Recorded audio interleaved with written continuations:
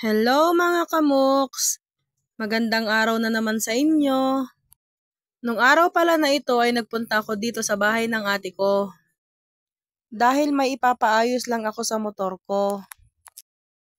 At ayan na nga at inumpisahan na ng kapatid kong tignan yung aking motor.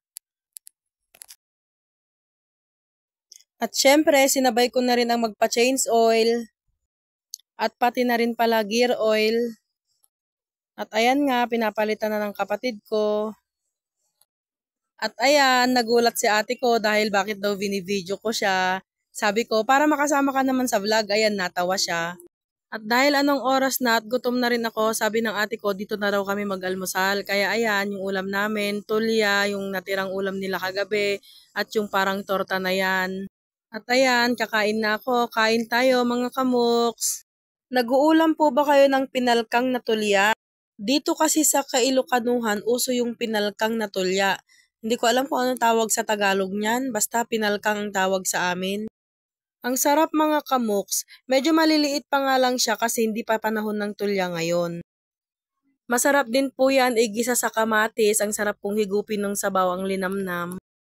Habang kumakain pala ako dyan ay nagpaalam na yung ate ko na aalis daw siya kasi pupunta siya sa bayan. Mamimili siya ng mga paninda niya. Kaya ayan, tamang kain lang kami. Kain tayo.